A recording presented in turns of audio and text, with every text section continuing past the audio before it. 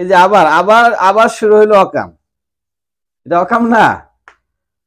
মনে করেন একটা সময় আমরা জানতাম যে আওয়ামী লীগ, ছাত্রলীগ, যুবলীগ এরাই অপরাধী, এরাই অন্যায় করে, মারামারি, পিটাপিটি, জবরদখল, নিজের স্বার্থ হাসিলের জন্য যে কোনো কাজ তারা করতে পারে। সামান্য খুঁটিনাটি বিষয় নিয়েও তারা বড় সড়ো গন্ডগোল পাকিতে পারে। তার নাম ছিল আওয়ামী লীগ, যুবলীগ, ছাত্রলীগ, এরকমটাই আমাদের ধারণা ছিল। এখন এই যে সমন্বয়ক এত সাধু, এই সাধুদের বিরুদ্ধে মাঝে মধ্যে কিছু কিছু দোষ চলে আসে। আপনি মনে করেন এক বালতি দুধের ভিতরে যদি সামান্য একটু ময়লা পড়ে যায়, ওই সম্পূর্ণ দুধটাকে কিন্তু খারাপ হিসাবে আখ্যায়িত করা হয়।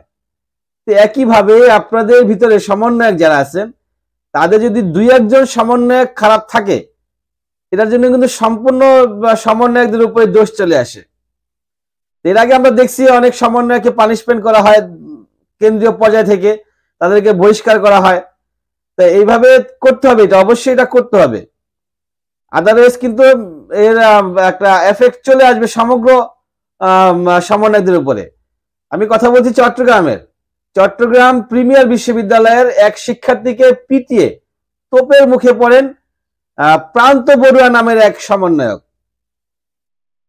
প্রান্ত বড়ুয়া একজন সমন্বয়ক, তিনি প্রিমিয়ার বিশ্ববিদ্যালয়ে একটা ছাত্রকে বেধড়ক পিটিয়েছেন এবং তখন অন্যান্য স্টুডেন্টরা তাকে আবার ধরে ফেলে। সাধারণ আম জনতা, আম স্টুডেন্ট যারা, তারাও তাকে কেদানি দেওয়ার চেষ্টা করে বা দিয়েছে হয়তোবা। তো পরবর্তীতে হট্টগোল সৃষ্টি হয়ে যায়। হট্টগোল সৃষ্টি হয়ে যায় এই ঘটনাটা কি নিয়ে ঘটছে? ফেসবুকে একটি কমেন্ট নিয়ে, ফেসবুকে একটি কমেন্ট করাকে নিয়ে এই আকামটা ঘটে। তো তখন পরিস্থিতি উল্টাপাল্টা হয়ে যায়। টিচাররা যায় নিয়ন্ত্রণ করার জন্য, নিয়ন্ত্রণ আনতে পারে নাই। নিয়ন্ত্রণ আনতে না পেরে তারা পুলিশকে ইনফর্ম করে।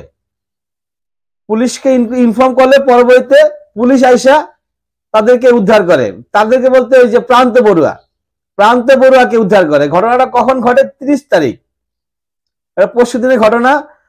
30শে ডিসেম্বর সকাল 10:30টায় প্রিমিয়ার বিশ্ববিদ্যালয়ের হাজারি গলিতে এই ঘটনা ঘটে। প্রায় 2টা পর্যন্ত, 10:30টা থেকে প্রায় 2টা পর্যন্ত এই ধরনের হট্টগোল চলে থাকে। 2টার পরে আইসা পুলিশ এটাকে নিয়ন্ত্রণে আনে।